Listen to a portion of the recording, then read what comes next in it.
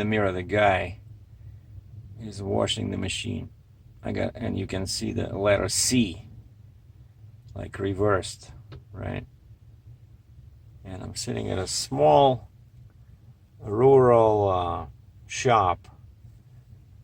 This is a case dealer, and they have this big property in northern Ontario. And they have a shop in here where they fix things, right? And they have a wash. So the poor guy is washing, he's all dirty. At least it's not too cold. And there's another building. They have another building. Or is it all the same building? There's a parking lot in there.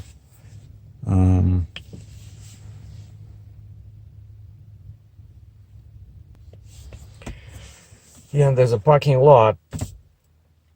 And what's funny is that these guys, you know, they're in town. This town is called Sunbridge, I think.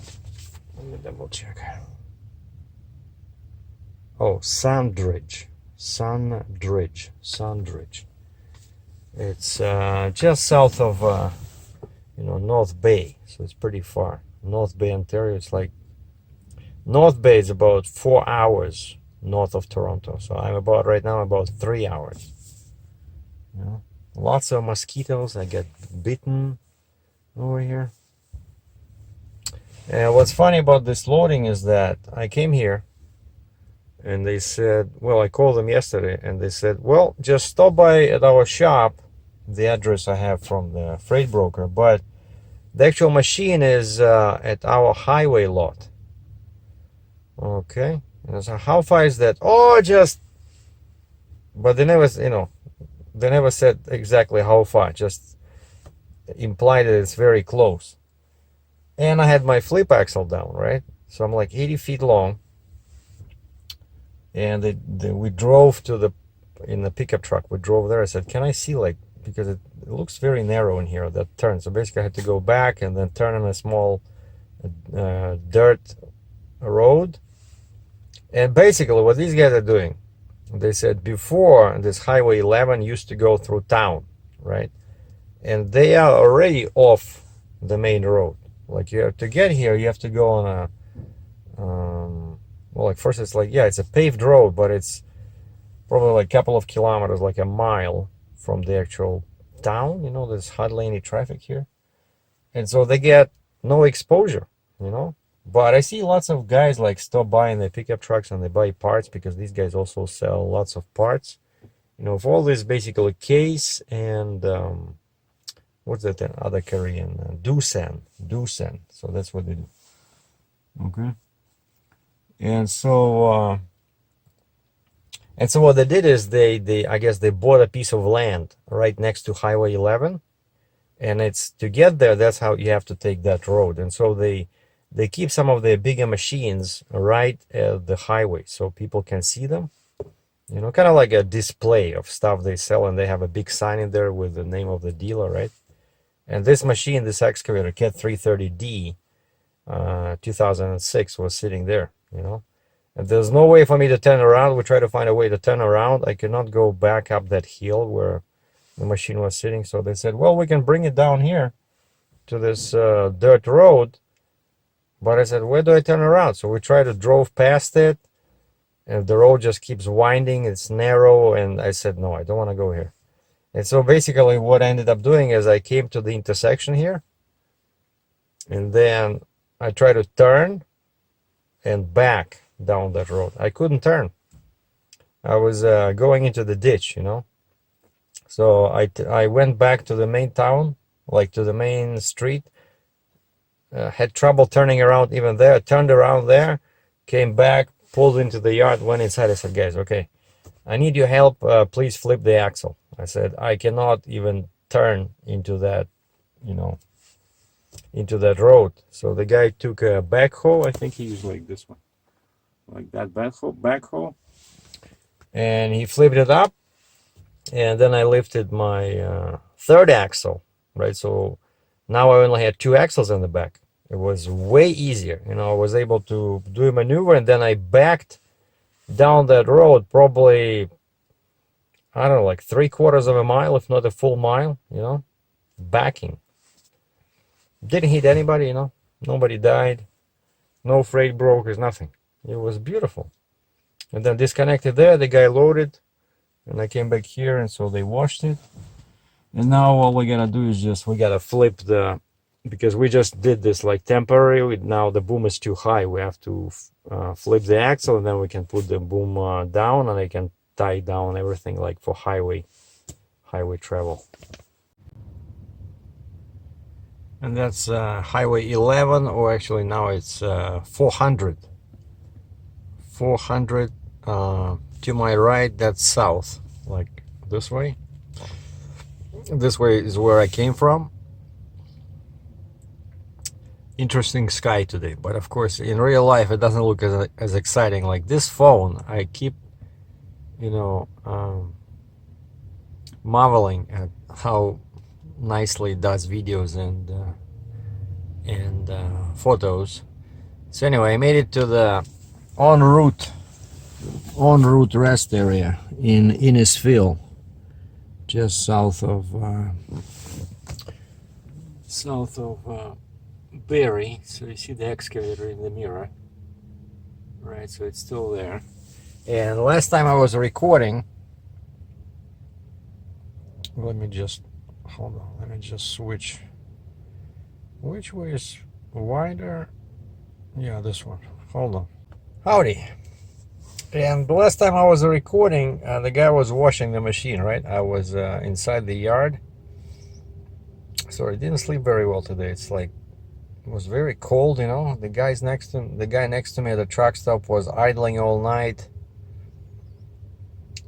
I don't know. Well, it was not that cold. It was like, I don't know, 55, 60 F. I think it's perfect temperature to sleep inside the truck. Not too cold, not too warm. But some people, they cannot sleep. They cannot fall asleep unless the bed is shaking. So that's how they sleep. Like, I cannot do that. Plus mostly the noise. Like, if I start my truck, it takes forever for me to relax enough to fall asleep. It's just unusual because I never idle, right? If you see me idle, that means it's like minus 40 F or Celsius, like a real emergency. So anyway, the guy washed the excavator. Everything was cool. I got out of there, didn't get stuck. I thought I would get stuck in there, but because it's all like sand inside that place where they were washing me. And yeah, I just got a message. Battery low. It's always getting low, 15%. So where's my charger? Hold on. Okay, the phone is plugged in. We are charging. And so yeah, I got out of that shop, and it was a bit we flipped the axle back down. I hooked up everything, and running on 8 axles, and I had to raise the trailer a little bit to get out of there because when I was turning on the main road, I saw the trailer was going into they have like a dock in there with extra layer of sand. It was just collecting too much sand, so I stopped, raised the trailer, went on the road, stopped again, dropped the trailer to the traveling position, and I was using position 2 on the gooseneck and position 3 on the trailer. And speaking about the trailer, last time I managed to calibrate my gauge, loaded and then empty, right? And so now I tried to use it, and I don't know, like it uses estimated steer. So and of course the bad part, and what actually makes this gauge not very useful, is you cannot scale with your pusher axle down, because the pusher has its own air suspension, and it's, you know, manual adjustment. They say you gotta lift it up and then scale. And so I scale, and it says I'm 54,900 on the drives and 66,000 on the trailer.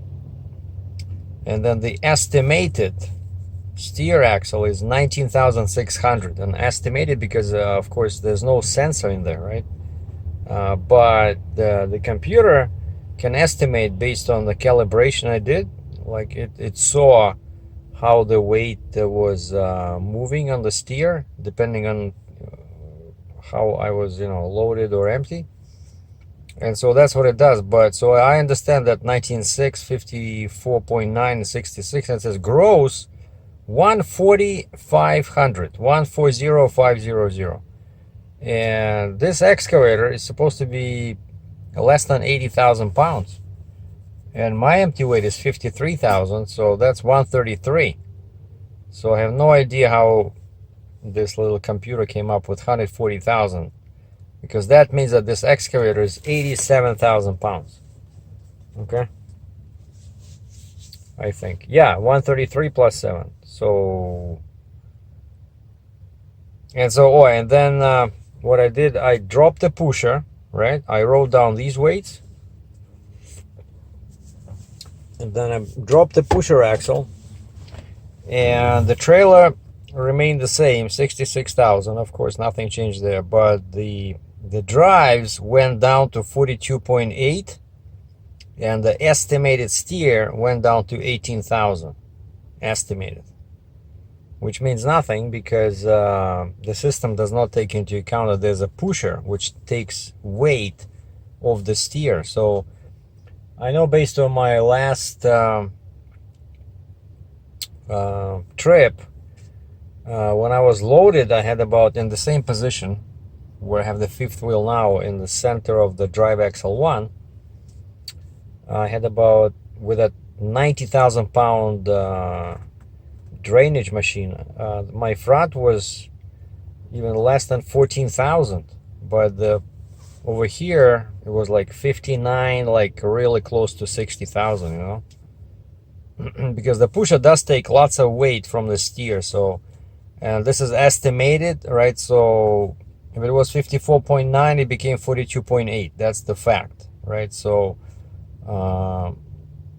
and the system says that estimated gross now is 126.8. So basically I lost 13,450 pounds. But again, it's not accurate. Like, you know, I'm trying to figure out a way how to use it, and it's totally non-usable because I have to use it without the pusher. Like, what's the point? Because then it messes up everything. As soon as you put the pusher down, right, the pusher takes the weight off the steer, so that this 19,600 on the steer estimated, which I believe is accurate because it's based on my loaded and empty weights, right? Like that one is accurate, but the one where the pusher is down, it says 18,000. No way that only 1,600 pounds went from the steer to the pusher. Like, I know from experience, it probably from 19.6 it went down to maybe 14. Like, a lot of weight goes on the pusher, you know. And so it's useless. Like the truck part of this gauge is useless. The only usable thing right now is 66,000. I know that's for a fact, but then I still gonna scale, of course, because I have no idea. First of all, I don't trust this gross 140,000. I hope it's less, otherwise I might get in trouble in New York, and because, you know, they might request structure review, whatever, takes 1 week or 2 weeks. So I gotta double check this. But so the trailer is the only usable piece of Intel right now, unless I do what I wanted to do and install a valve, like you install on that pusher axle. They make a valve which can hook up the pusher to to the drives. So now it becomes like the same air suspension, right? And then you cannot adjust it, and it's called self-equalizing, or they also call it a ratio valve, a ratio. So you can set it up, and basically as soon as you put the pusher down, you cannot turn any knobs. It'll automatically the system automatically will spread the weight between the pusher, drive 1 and drive 2. And sometimes you do want to take off a bit more weight from the front, so and that's possible when you adjust the pusher, right? If I do this, if I install this valve, I will lose that, because the 3 axles will always be equalized. But what's cool is that my axle gauge will be able to read pretty accurately the weight with the pusher down, right? So I just need to calibrate it, so, and that's when I pretty much mostly interested in the readings of the gauge. When I have a heavy load like this one, right, 80,000 pounds, I need to know my axle weights, and I cannot afford 10,000 pounds difference, because Pennsylvania charges by the ton, by the mile, so the heavier you are, the more money the permit will cost. But right now I'm not even sure that I'll go into US. Like, the chances are 50-50, like the last development. I've been talking to them on the phone. Even though I told them, right, like when they called me before, when I called them, I called the freight broker. I said, it's going to the port, right? It says Baltimore. Is it going in bond? The guy says yes. And I said, well, I cannot give you the bond. I don't have a bond. So you guys will have to come up with your own bond, okay? If you can do that, I can move this load. And the guy mumbled something, then I think he put me on hold, talked to somebody, then he called me back. He says, okay, we can do this. All right. And so I go pick up the machine, right, load, do the most intensive part, because unloading is always much easier. And the shipper loads himself, like the owner of that business. Very nice old guy. Actually, I was there before. There was a video. I will reference that video at the end of this one.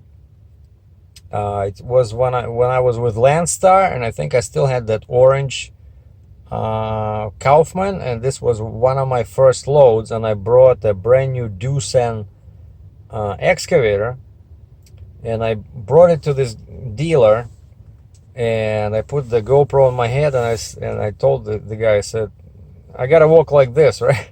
I said, it's for my YouTube channel. And he didn't say anything, but kind of looked at me funny. But that video, that was my first time I met the owner of this dealership, And he does not. Now I asked him, I said, do you remember me? I said, I was here like, I left the Landstar when in like 2014, right? So that was before that. I think it was like 2013 or 2012. So yes, like 6 years ago. But basically now they're having issues with this bond, right? Now they're calling me, or give us your bond. Are you a bonded carrier? I said, guys, if I was a bonded carrier, I would have a bond, right? And they make it sound like when they say non-bonded, you're not a bonded carrier.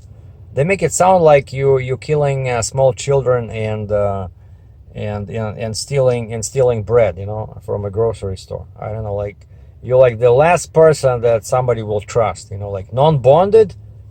Jeez. And I said, you guys, and I asked this freight broker, I said, how many shipments you moved so far that involve border crossing? Because I don't want to insult the guy, but because I felt he had no idea how it works, right?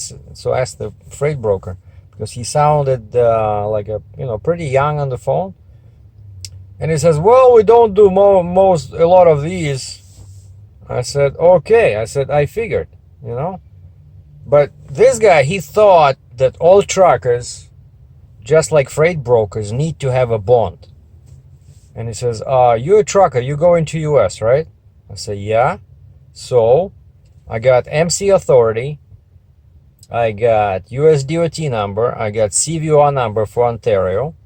I got insurance. I got proof of financial responsibility, all these forms. That's it. I said, truckers do not require a bond to operate. They don't? That's who I have to deal with, you know? But yeah, because they're Americans, and nothing against Americans, but American freight brokers have much more freight inside the country, right? So they're not experienced with moving freight shipments across the border, which is my specialty. I do this all the time, right?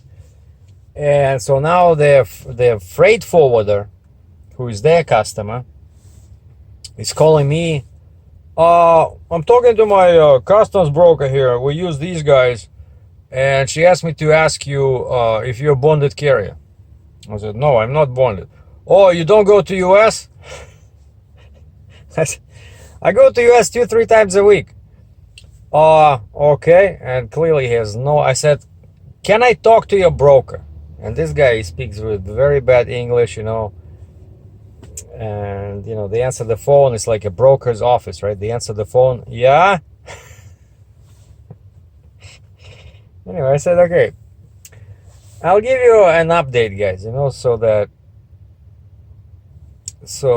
what is it saying there? It gives me all these messages, you know. Recording a video while charging a phone, that's what it said, can increase the temperature. Come on, but I gotta finish the thought, you know. Anyway, I told him, I said, and I'm just giving you guys this long version, right? That's trying to explain why I might not enter US with this load. And so I gave him two scenarios. I said, first of all, I'm not going to order permits for New York, Pennsylvania, Maryland unless you assure me that you can get the bond, because I can get the permits, which takes like 2-3 days, right? And then it's $300, $400, $500 US out of my pocket, and then they cannot find the bond, and that's it. Then these permits just, the permit company still charges me money because they paid money to get these permits, right? And so I told the freight broker, I said, I'm gonna put permits on hold, and I hope he understands that it's gonna take 3-4 days to get permits, right? Because these guys has been working on this bond, right, ever since I booked this load last week, right? And I got the rate confirmation, everything. I said, so where's the bond? You promised me the bond. Oh, they're working on it. They're working on it. Now, Monday, no bond. Tuesday, I'm loaded, still no bond, right? And so I gave him two scenarios. I said, scenario one, I bring it to the border, and you find a bonded carrier who can give you the bond, and we swap the load at the border, Canada, US, let's say Fort Erie, right? Just go to a truck stop, you send your guy, and then, of course, you pay me for all this wasted time, because I went 3 hours north, picked it up, brought it down to the border, right? That's scenario number one. Scenario number two, you find a bond, right? You find a bond, I'm sitting there waiting, and then you send me the bond, and then I order permits, and off I go into the sunset, you know? And this bond business, it's very complicated. It takes like, I think, 2 weeks for a carrier to get a bond, because it's not that easy. It's basically like insurance, right? You're taking out an insurance and you give it to the US government, like insurance policy. Basically, if something happens with customs clearance, where, you know, you owe them money, so they will use it against your bond. So this bond, like this insurance policy, is strictly for these bonded shipments, you know, which are not cleared, right? And of course, if you guys don't know, so when the shipment goes in bond, it means that they don't want to clear it through US customs, right? What they're trying to do is, in bond usually means that this thing goes through US in transit, right? So this stuff I picked up in Canada, they sold it to somebody overseas, right? So my job is to take it to the port, and the port is a bonded warehouse, which means that it's not part of USA for the sake of customs clearance. And so this shipment goes in bond, kind of like in transit, so no clearance at the border. And but it's a lot of responsibility. So a lot of guys, you know, abuse the system because, hey, you know, why do we have to pay, you know, fees at the border? Let's put it in bond, you know. But so you have to know how to work with these bonded shipments, right? It's a lot of responsibility, and that's why the U.S. government says, okay, you want to be, you want to move shipments in bond and issue your own bonds. You got to give us security. You got to give us some kind of insurance policy so that we know that we have something on you, right?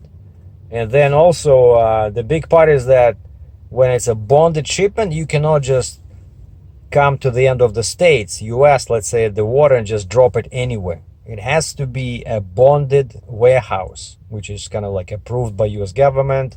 It cannot be just somebody's yard, you know. And that's what these Mexican guys, they don't understand that. When I had that big machine last time, remember I went with through the same hassle with these bonds. When they got a bond. No, actually, I found the bond. The guy charged me like $300 US, and then they wanted me to drop the machine, drop that crane in the yard, and of course, the guy who gave me the bond says no, like don't drop it anywhere until we tell you to, because you cannot just drop it inside a regular warehouse inside US, because for that you need to clear this shipment, right? And Mexicans don't understand this, you know, and that's why all this bonded business, you know, it's a pretty responsible thing, and so that's why I don't want to mess with it, right? So all brokers, they can get their own bond, and they're afraid because they have no clue how to do it, right? So maybe eventually I will get it, you know, because it just I'm losing some shipments because of this. But before my battery dies, let me check the temperature on my phone. No, so far so good. Let me just disconnect the cable. Let me just show you guys briefly how this a machine like this is secured. So the pusher is down. See, that's where my fifth wheel is, right in the center of drive axle 1. So they washed it. They washed the machine, and so I put 2 chains on tracks in here, 2 on the sides, 2 chains on the sides, and 2 in the back. 2 in the back, and a chain across the boom. That's it. And we checked and triple checked the height. Now I'm 13.6. Everything's perfect. 135 inches wide, 135. You see on my palm? I wrote it down so I don't forget. And this is it. So now basically what I'm doing is I'm just waiting, because now time now is 5:01. You see? 5 o'clock, right? And I'm 1 hour north of Toronto. Okay, so if I start driving now, I'm gonna hit all kinds of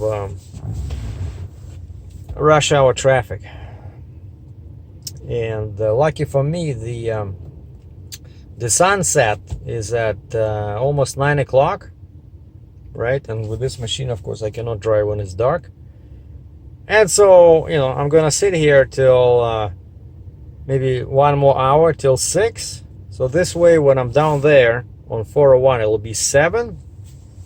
Then it's perfect. By the time I go through Toronto, it'll be maybe like 7:40, 7:45, 8. And then I'll just drive towards Niagara Falls and the US border and wait over there. I could even go back to Cambridge, you know, to my home area. But I'm not sure how it's gonna work, because then if I do go into US, I have to retract my steps, so it's gonna add more miles. And also, you know, if I don't do this load to the end, they will have to pay me for the miles, right? And this way I'm at the border, so there'll be more loaded miles, so they will pay me more money, right? I'll just tell them, hey, pay me for the almost 4 hours from Cambridge to that Sandridge, that town north of Toronto, and then to the border. It's probably gonna be like, I don't know, maybe 300 miles, maybe.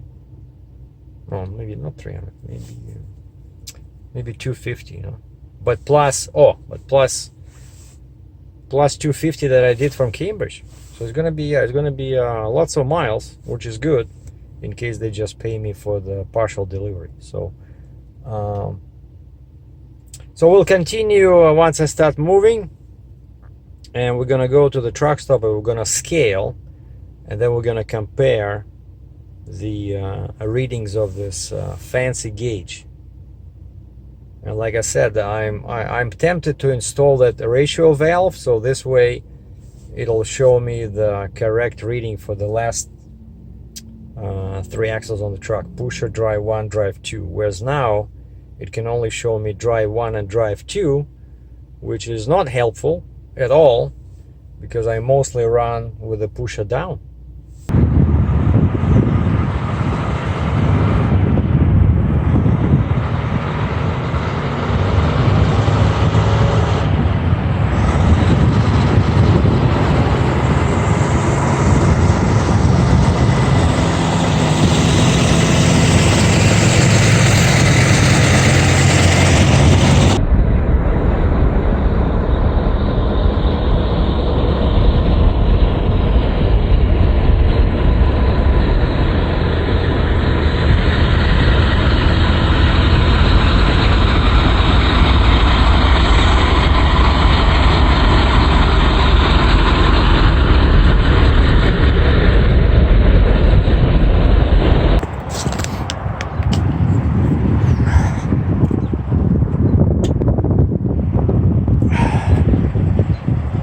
That's it, I made it to St. Catharines.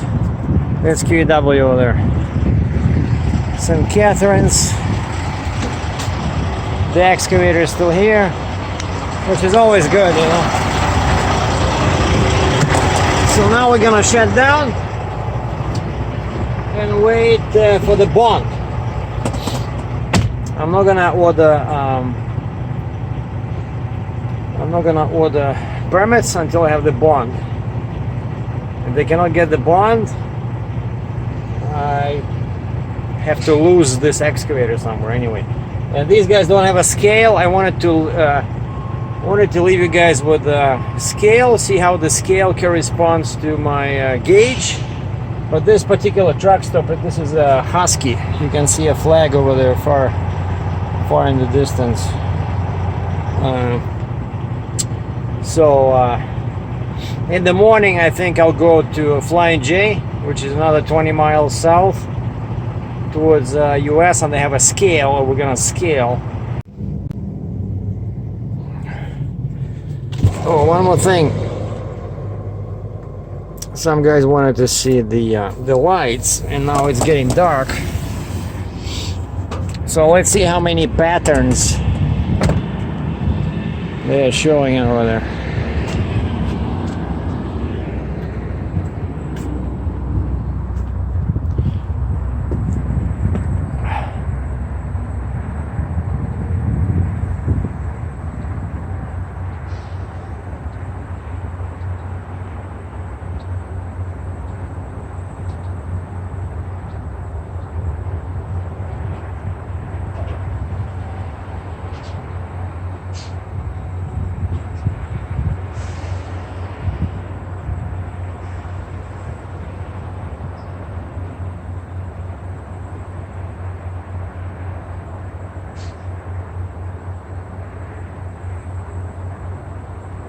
They do change, you see?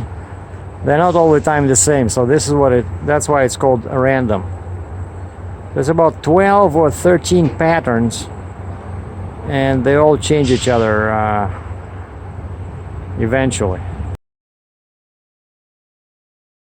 And what we're looking at is the scale ticket I got this morning, and turns out my scale gauge was not that far off, you know? This is what it showed me yesterday with the pusher up.